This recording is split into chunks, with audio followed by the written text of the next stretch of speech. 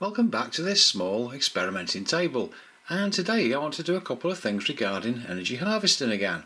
For those who haven't seen this series, it's all about using the energy that is normally wasted by every house. The mains energy that gets grounded into the earth. We can detect it with something like this AV plug, which is two diodes back to back with an LED across. So if I put this over to this audio amplifier, mains operated amplifier here, you may see a bit of blue light, and that is all we've got to work with.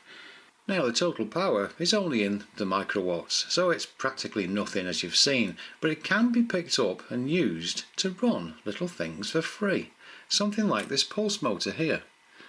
If instead I now attach this red lead to over there, what we've also got is this green lead here, which is going to a ground outside, and we've got two lots of the diodes connecting up to the circuit and the coil.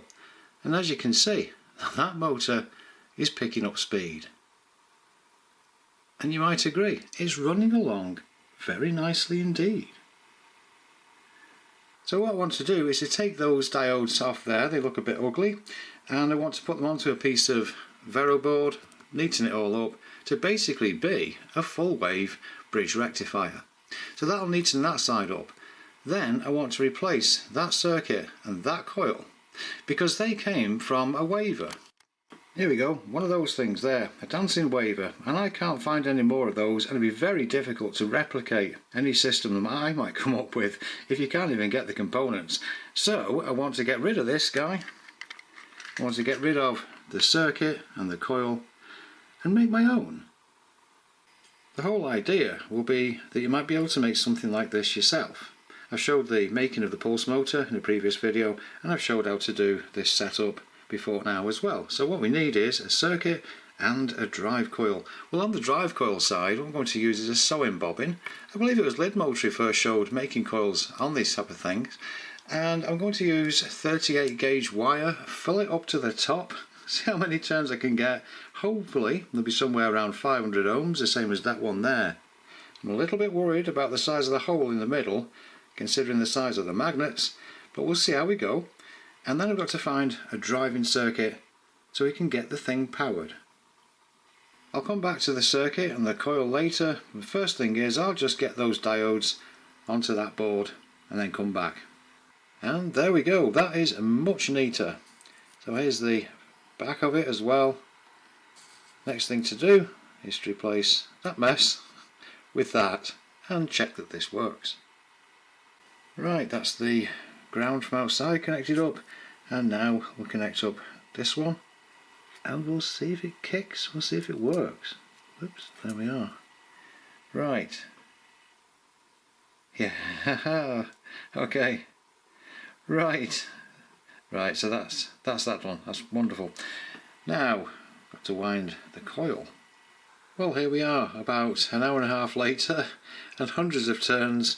There is a coil, and this actually measures 362 ohms, so it's not enough. 362, of course, is less than 500, but we'll have to carry on.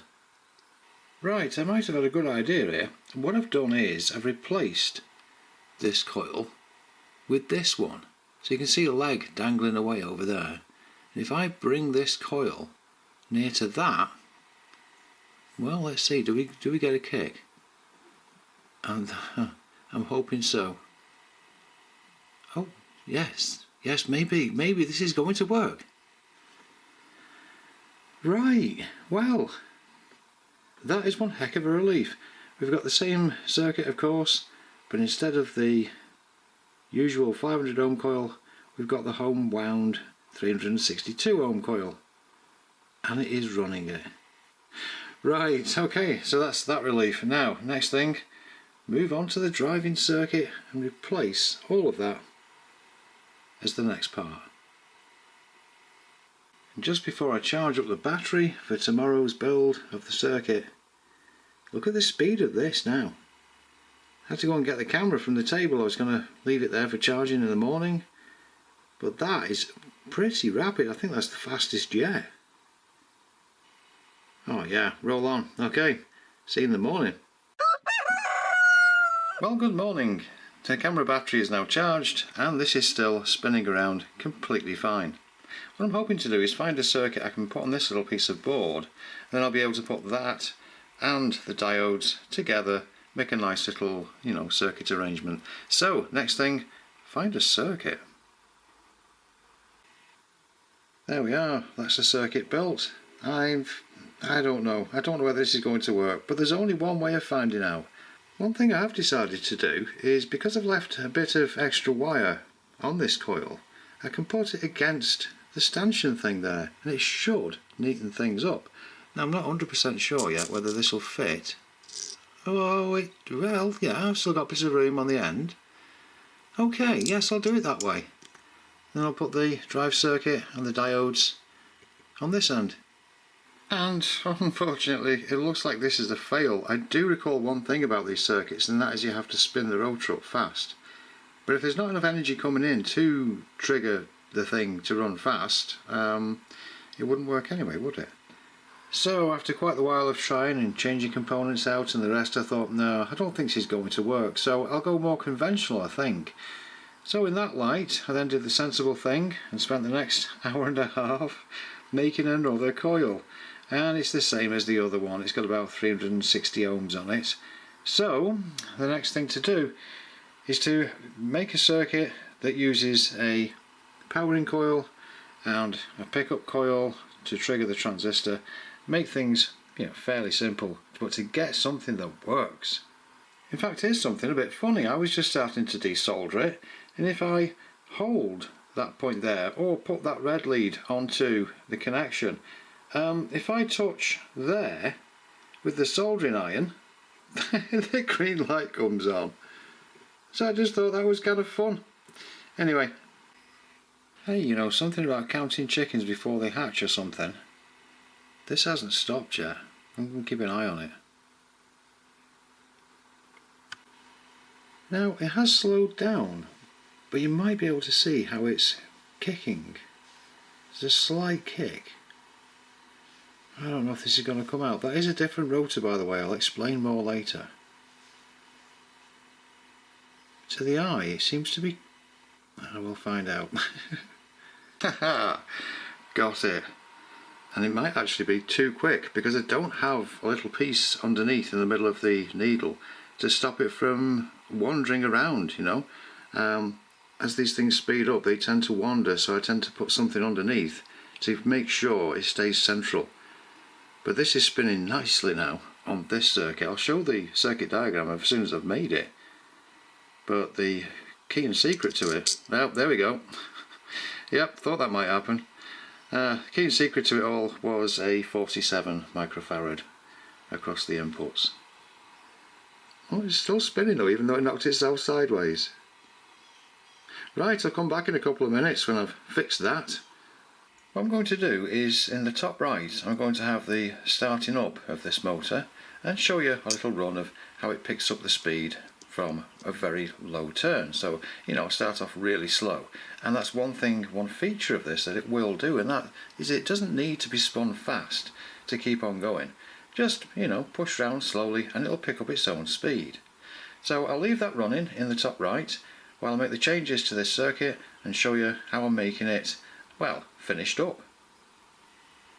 The first thing I've done is to clean up this rotor a little bit, and it's a very old one, but the thing was, this one has got all its magnets facing south outward, and the original one was all north outward. And really, it just depends how you connect up your coils, whether you find that the north or the south will work correctly, but all of them are the same direction. Now the next thing I'm going to do, well, I've got a piece of this board. It was just a remainder from having built this circuit, and what I'm going to do is to have that on here such that the rotor will sit in it, and then we won't get that kicking out effect. So I'll put that in place next. Right, there we are. What I've done is I've now got it underneath the rotor, put the rotor in place to check the positioning.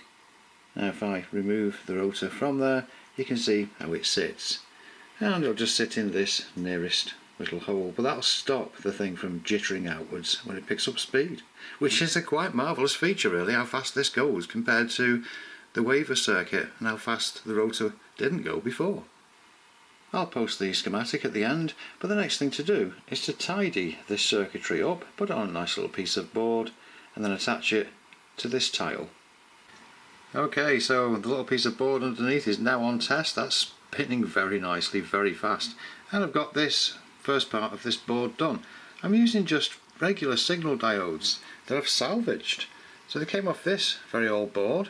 You'll see a few more on there, and instead of using 1N4148, so a bit of salvage going on with this build as well. Next, to finish off by transplanting those components or similar to them onto this little piece of board as well. And here it is, all finished up and spinning away like the clappers, as they say. That really is pretty impressive speed, but it did take about 6 minutes to get there. It's kind of entertaining watching it build up the speed, but that's from that very simple circuit as it turned out. I'll show the schematic in a minute, but it was a shame really how I had to wind 2 of those coils. Yeah, it was about 3 hours in total or something, but at least it enabled the system to run, and we're not using any parts from anything commercial. It's all handmade stuff. So yes, I'm very pleased with that as a project now, simply running from the wasted mains. Okay, let's see the schematic. Thanks very much for watching, and I'll see you next time.